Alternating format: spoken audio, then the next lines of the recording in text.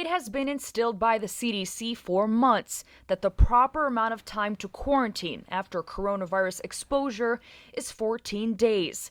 Now the CDC is shifting gears as millions of Americans remain in quarantine after a surge in cases and exposures.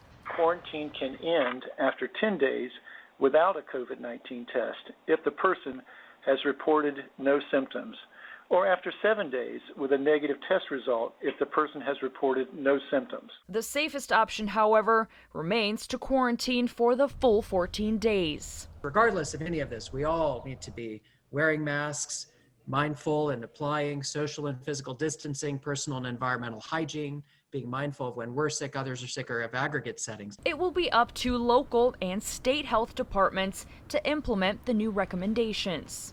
I want to stress that we are sharing these options with public health agencies across the country so that they can determine how long quarantine periods should last in their jurisdictions based on local conditions and needs. The current directed health measure in Nebraska, still in effect as of Wednesday, is a 14-day quarantine period after exposure. I think the important thing to remember is that right now the 14-day quarantine is still part of the directed health measure for Douglas County, so that is a legally binding document, and that's what we have to go by until we get the new ones from the state. The Douglas County Health Department expects to see these quarantine changes at the local level in the coming days, helping people get out of quarantine just a little bit quicker.